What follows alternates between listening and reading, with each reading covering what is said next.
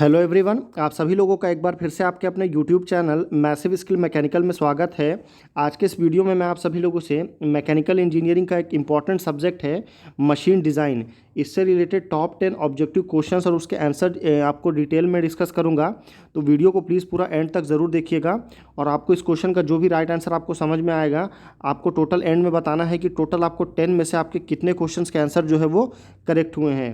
तो पहला क्वेश्चन देखते हैं हम क्या है कि टर्न बकल हैज़, यानी कि जो टर्न बकल होता है उसमें क्या होता है, राइट हैंड साइड थ्रेड होता है, left hand thread on both side होता है, या left hand thread on one and and right hand threads on other and होता है, या उस पर थ्रेड नहीं होता है। तो देखिए बेसिकली जो आपका टर्न बकल होता है किसको बोलते हैं, तो ये जो देख रहे हैं आप इसको टर्न बकल बोलते हैं। यानी कि इसमें एक अलग तरफ का थ्रेड, लेफ्ट साइड में अलग थ्रेड रहता है और राइट साइड में अलग थ्रेड रहता है। तो बेसिकली इसका करेक्ट आंसर होगा left hand thread on one hand and right hand thread on other and. तो सी करेक्ट आंसर होगा।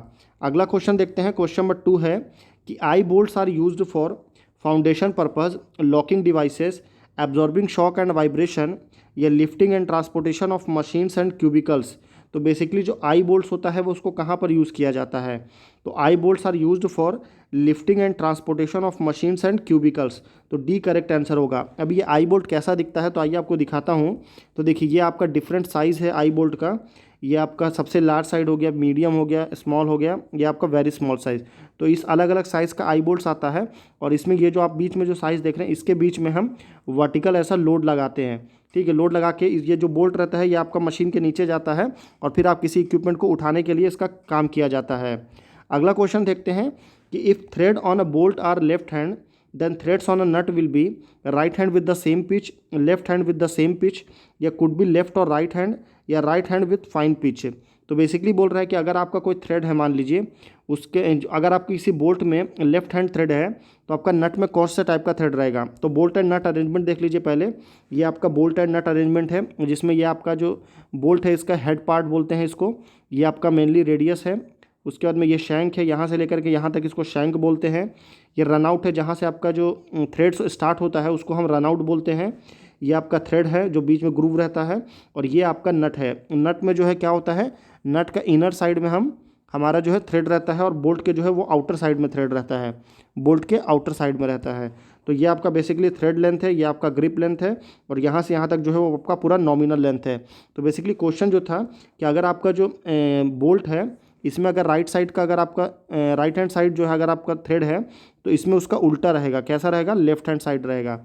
अगर पर यहाँ क्या दिया है कि if thread on a bolt, bolt में थ्रेड लेफ्ट हैंड दिया है तो आपका नट में जो थ्रेड होगा वो राइट हैंड होगा विथ सेम पिच, पिच अलग नहीं करते हैं।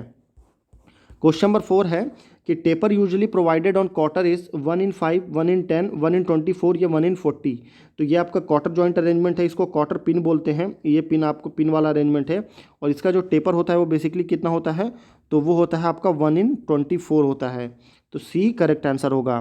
क्वेश्चन नंबर 5 देखते हैं कि application in which stresses are encountered in one direction only uses following type of threads, metric thread, buttress thread, acme thread, या स्क्वायर थ्रेड। तो ये डिफरेंट टाइप्स ऑफ थ्रेड्स होते हैं जिसमें ऐसा थ्रेड जो कि सिर्फ एक डायरेक्शन के लिए, यानी कि वन डायरेक्शन के लिए, या फिर जिसको हम यूनिफॉर्म डायरेक्शन बोलते हैं उसके लिए किया जाता है।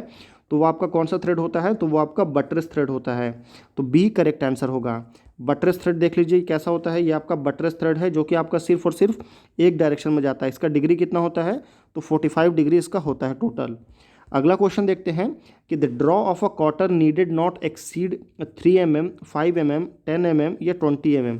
तो क्वार्टर में जो आपका ड्रॉ प्रोवाइड करते हैं वो किससे ज़्यादा नहीं होना चाहिए, तो वो मैक्सिमम कितना रहता है, मिनिमम आपका 1 to 3 mm रहता है। तो मैक्सिमम जो है आपका वो 3 mm हो गया। तो ए करेक्ट आंसर हो गया। अगला क्वेश्चन देखते हैं हम। क्वेश्चन नंबर 7 है कि bench wise has following type of thread. तो जो आपका बेंच वाइज होता है उसमें किस टाइप का थ्रेड यूज़ किया जाता है, metric thread, square thread, buttress thread, या एक्मे थ्रेड।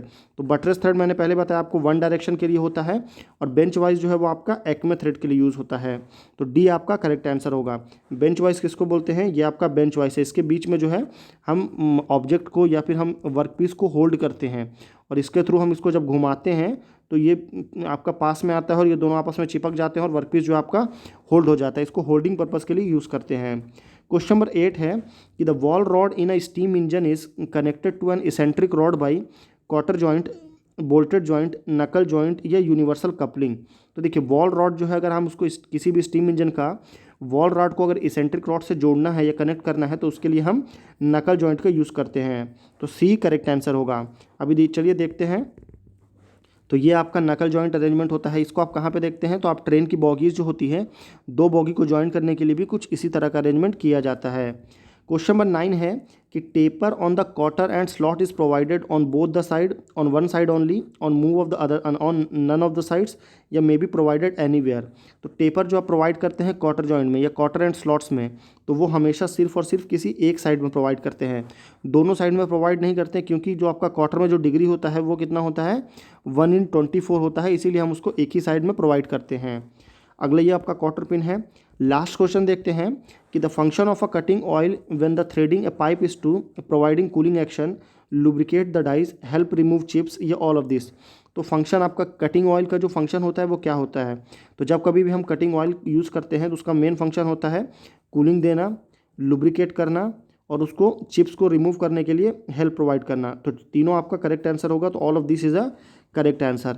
तो यहाँ पे हमारा क्वेश्चन वीडियो फिनिश हो चुका है। अभी आपको नीचे मुझे बताना है कि आपको 10 में से कितने क्वेश्चन का राइट आंसर आपने सही सही बताया है। आपको ईमानदारी से अपना स्कोर नीचे कमेंट करके बताना है।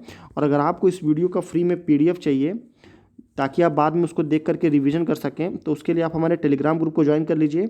उसमें मैंने आंसर की के साथ में आपको रिवीजन के लिए प्रोवाइड किया है फ्री में PDF। तो फिर मिलते हैं अगले वीडियो में, तब तक के लिए दीजिए।